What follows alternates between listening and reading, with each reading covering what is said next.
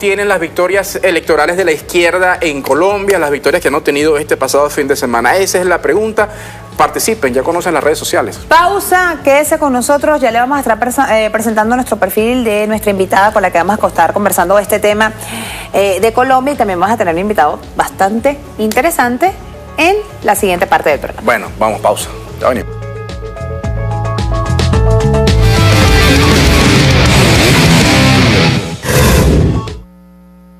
En la mañana recibiremos la visita de María Fernanda Barreto, investigadora colombo-venezolana, con quien estaremos conversando sobre el categórico rechazo del gobierno de la República Bolivariana de Venezuela a las violaciones de derechos humanos en Colombia.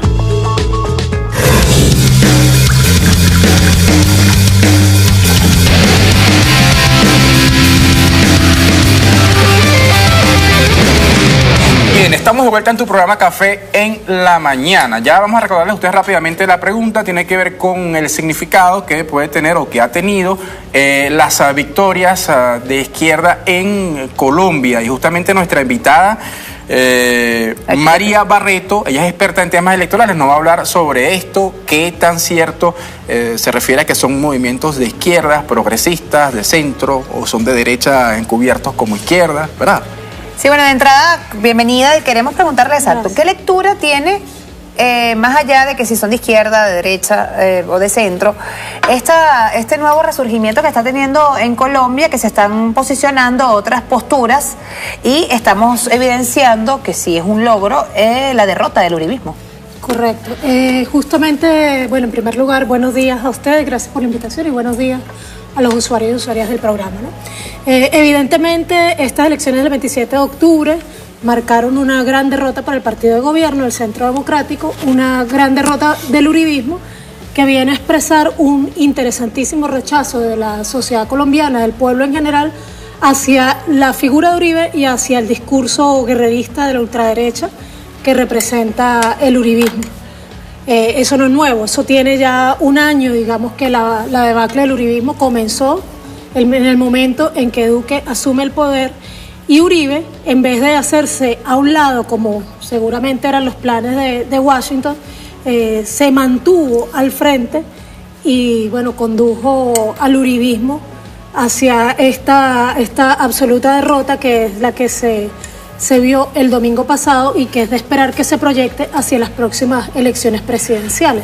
Pero, podemos decir que hay un cambio en la sociedad colombiana. Dice usted que justamente con la llegada de Duque y la persistencia o la permanencia del señor Álvaro Uribe alrededor de él como fantasma o incluso al frente, como presidente formal y genuino, sí, representa un cambio, o puede pensarse en un cambio en la conducción de la política en Colombia. Sí, yo diría que la política, el poder que sigue teniendo la clase dominante en la política colombiana es tan fuerte que la simple derrota del uribismo ya es un motivo suficiente para alegrarnos, digamos, desde la izquierda.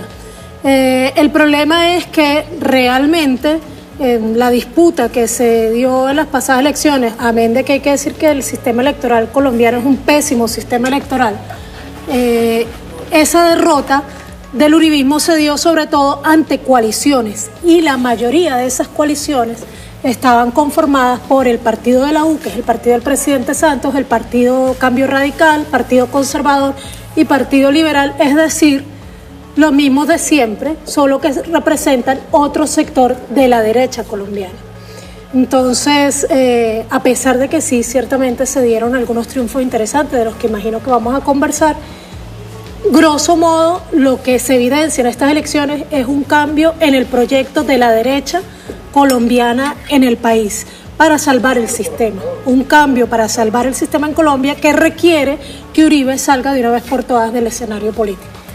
Vemos en una sociedad tan conservadora como es Colombia, Bogotá, ver a una persona, a una mujer que asume ese reto, o asume como alcaldesa, primero que es la primera mujer que asume como alcaldesa, Allí también vemos otro triunfo que es este ex guerrillero de la FARC que también asume otra alcaldía. ¿Qué nos puedes decir de esos triunfos, de esos logros? Bueno, me parece muy importante, sí, el espacio que se ha ido abriendo poco a poco a las comunidades LGTB.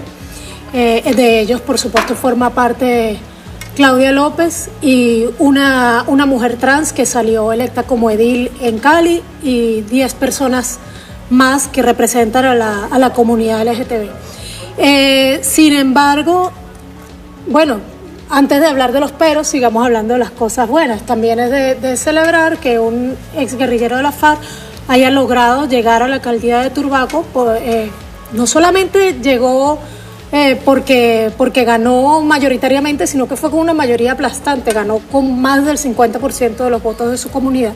Pero lamentablemente llegó sin el apoyo del partido FARC.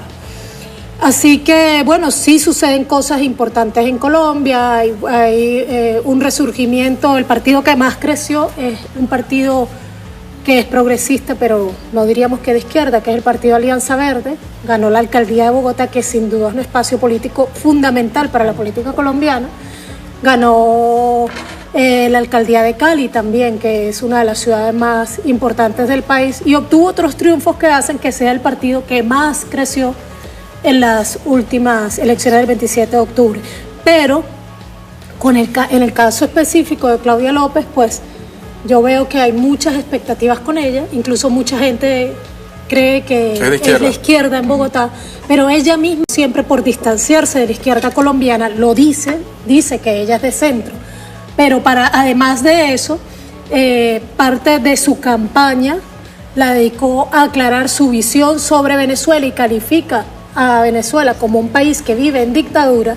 Pero además de eso, en su primer discurso se expresó su admiración y afecto por el presidente Iván Duque y reconoció al saliente alcalde de Bogotá, un alcalde de la más rancia ultraderecha colombiana, como su mentor. Entonces ya todo esto debe darnos luces de que no por el hecho de que ella sea una mujer que se asume lesbiana, ya eso indica que va a ser un gobierno progresista. ¿Qué es lo que sucede? En Colombia la clase política está tan atornillada que el hecho de que suba al poder alguien que se distancia, que no pertenece a las grandes familias, que se distancia del paramilitarismo y del narcotráfico, ya es un gran logro que con justa razón pues entusiasma a la sociedad. Que no quiere decir colombiana. que está apartado de la derecha. Exactamente, no quiere decir que rompe con la derecha. Pero qué contradictorio que Claudia, viniendo de un sector que quizás no representa o causa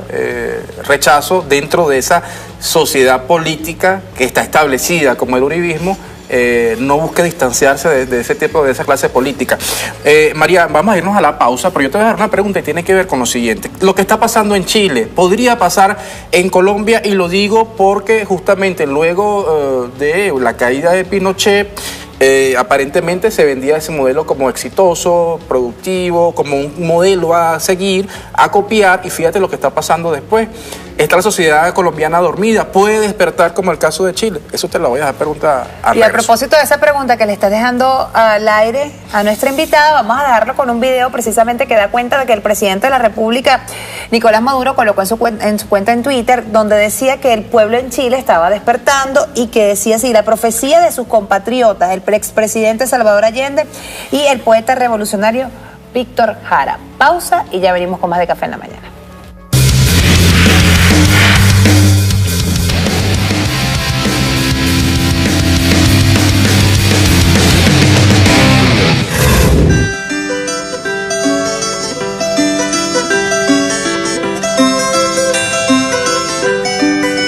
El derecho de vivir.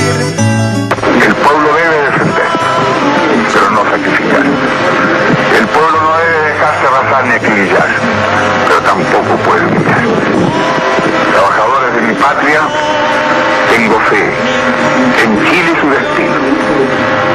Superará otros hombres este momento gris y amargo, donde la traición pretende imponer. Sigan ustedes sabiendo y mucho más temprano que tarde, de nuevo abrirán las grandes alamedas por donde pase el hombre libre para construir una sociedad mejor. ¡Viva Chile! ¡Viva el pueblo! ¡Vivan los trabajadores! Presidio y napalm, la luna es una explosión.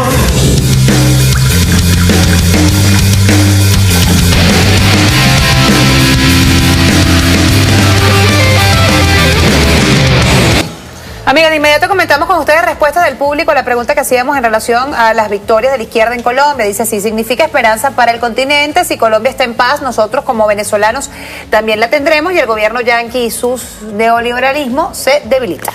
Efraín Cortés, la gran mayoría de en Colombia sigue el legado de Jorge Eliezer Gaitán, pueblo por la restauración moral, a la carga, pueblo por la derrota de la oligarquía, a la carga, pueblo por nuestra victoria, a la carga. Y otro mensaje de Merix Urbaneja dice así: se revive la esperanza de la patria grande de Simón Bolívar y Eliezer Gaitán, donde el pueblo de izquierda, de nuestros hermanos colombianos, levantan la espada de Bolívar para defenderlo y liberarlo de la oligarquía apátrida de Colombia. Venceremos y triunfará el socialismo humanista. Recuerden ustedes, estamos conversando con María Barreto, experta en temas colombo venezolano y también editora del Correo del Alba. Por cierto, ya nos va a presentar en la nueva edición. Preséntala de una vez, por favor. Bueno, este es nuestro último número, Correo del Alba especial sobre feminismo, el número 21, por allá, Sí. Que se puede conseguir en nuestra página web correodelalba.org. Ahí está el PDF y ahí también van a encontrar los artículos especiales feminismo, y abre una entrevista a la ministra Blanca Caut que se llama Feminismo Socialista de Estado Comunal, que se la recomiendo. Ahí está, Correo del Y Alba. el número anterior, diversidades sexuales. Así. Mira, María, te voy a dejar una pregunta al aire y que es muy interesante. Nadie se imaginaba que antes de lo que había ocurrido con el SUTE o quizás ese pequeño chispazo, se pudo haber imaginado que esto llegara hasta acá, en el caso de Chile. ¿Podría esto ocurrir en Colombia? ¿Es muy inexistente? ¿Es muy raro que ocurra? A ver, Colombia y Chile tienen bastantes cosas en común y algunas cosas que las diferencian. Las cosas en común: el neoliberalismo que se ha impuesto por vía de la violencia. En el caso de Chile, específicamente por una dictadura. En el caso de Colombia, por una supuesta democracia que posee la oligarquía más violenta y asesina del continente. Entonces, eso los une. Lo otro, la alianza entre las fuerzas militares colombianas y las fuerzas armadas chilenas, que se tejió desde principios del siglo XX, gracias al genocida de Pedro Mono, autor de la masacre de Santa María de Iquique en Chile, y que continuó y se ha venido profundizando desde el gobierno de Álvaro Uribe Vélez. Incluso lo vimos hace poco, Álvaro Uribe reunido con Piñera, siempre tratando este tema de colaboraciones militares, y hace que sean condiciones muy comunes, porque esos altísimos niveles de violencia que la Fuerza Armada de Chile ha expresado contra su pueblo y particularmente contra el pueblo mapuche durante todo este tiempo, tienen que ver con esa relación y la formación también que han recibido las fuerzas militares colombianas. Sin embargo, hay otras diferencias históricas. Chile, a raíz de la dictadura, logró un extremo de la llamada paz social, que en realidad era una pacificación forzada por vía del terrorismo de Estado, y en cambio en Colombia un amplio sector de la población, tal como lo decían los usuarios y usuarias que estaban participando, se ha mantenido en lucha. Primero, en Colombia siguen subsistiendo los grupos insurgentes, grupos armados, pero por sobre todo sigue existiendo un altísimo nivel de organización de la población en torno a la resistencia contra las políticas neoliberales y el dominio de esta clase asesina. Entonces, hay similitudes, pero hay diferencias, y en ese sentido sí es posible siempre que haya un estallido social en Colombia, pero no tendría las mismas características que las que tiene en Chile por las diferencias que acabo de mencionar. María, una pregunta que nunca podemos dejar pasar cuando hablamos del tema Colombia, es el tema de los derechos humanos. Correcto. Danos tu visión, ¿qué se espera ahora con estos cambios que estamos evidenciando allí en subir la política en algunos sectores? ¿Cómo ves tú los derechos humanos en Colombia, ya para despedir? Bueno, yo estuve aquí en un programa anterior justamente hablando sobre el tema del genocidio que se está cometiendo en Colombia. Ahí específicamente se ha venido denunciando estos días un genocidio contra la población indígena colombiana, que ya lleva más de 100 líderes y lideresas indígenas asesinados en estos últimos 3 años. Pero además hay un genocidio contra las negritudes, un genocidio contra los excombatientes y un genocidio en general contra los movimientos sociales, particularmente los que luchan por la restitución de tierra y los que se enferman a los grandes proyectos transnacionales, particularmente los mineros energéticos. Entonces, Colombia sigue sumergida en un estado violador de derechos humanos como parte de sus políticas de Estado. En tanto no haya un cambio real en la constitución de ese Estado, ese proyecto histórico de la derecha que implica una violación constante de los derechos humanos del pueblo colombiano no va a cambiar. Por eso es tan importante que los caminos de lucha por la transformación real de Colombia se sigan dando. Bueno, María Barreto, experta en temas electorales, en temas colombo-venezolanos, en temas electorales. Bueno, también uno sabe todo un poco, ¿verdad? Los analistas siempre hablan de todo un poco. ¿El tema electoral sabías tú? También, cuando eres reportero. Deberían. Por eso los Robertos se burlan de los analistas.